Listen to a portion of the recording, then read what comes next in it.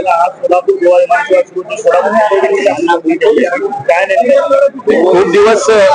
खूप दिवस हा विषय सुरू होता। खर तर मागच्या वेळेलाच 3-4 महिन्यापूर्वी जेव्हा सोलापूरचा प्रवास होता त्यावेळी मी सांगितलं होतं की सोलापूरनं लवकरच विमानसेवा सुरू होतीये। देशामध्ये माननीय प्रधानमंत्र्यांनी मागच्या 10 वर्षात जो या विमान क्षेत्रामध्ये जी क्रांती त्यांच्या नेतृत्वाखाली घडली, खूप मोठं काम उभं राहिलं देशामध्ये। मागच्या 70 वर्षात 2014 पूर्वी केवळ 74 विमानतळ होते आणि आज आपण जर पाहिलं तर 161 विमानतळ देशामध्ये आज कार्यान्वित झाले।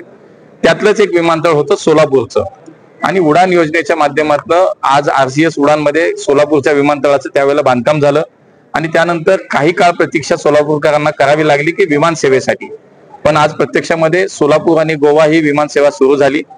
पुढच्या काही दिवसामध्ये 1 ते 1.5 ते 2 महिन्याच्या काळामध्ये मुंबईची विमान सेवा सोलापूरवरून सुरू होतीये आणि त्यानंतर उडान योजनेच्या माध्यमातून पुढच्या काळामध्ये भविष्यामध्ये या विमानतळाच्या सुद्धा बाकी काही फॅसिलिटीज आहेत त्या कम्प्लीट केल्या पाहिजेत।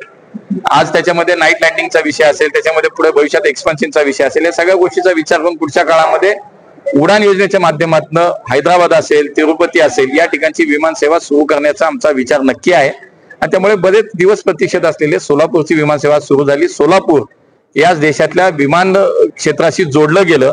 आज विठ्ठलाचं पांडुरंगाचं पंढरपूर, आज तुळजाभवानी मातेचं तुळजापूर, आज सिद्धेश्वर स्वामीचं आज इथं मोठं स्थान आहे।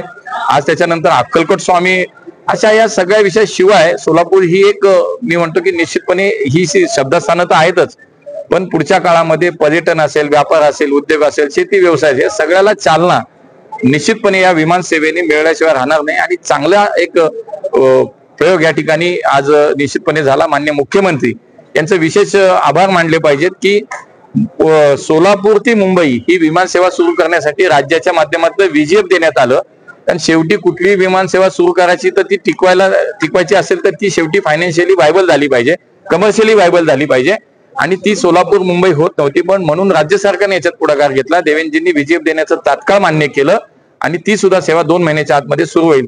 त्यामुळे सोलापूरकरांसाठी आजचा दिवस हा खूप महत्वाचा आहे। एक महत्वाचा मेधाताई जे आहेत त्यांनी एक पत्र दिलेलं होतं की जे ईद नंतर जे बासी ईद साजरी केली जाते सारसबागेमध्ये ते बंद करावे बाग आणि त्यानुसार प्रशासनाने बंद केले।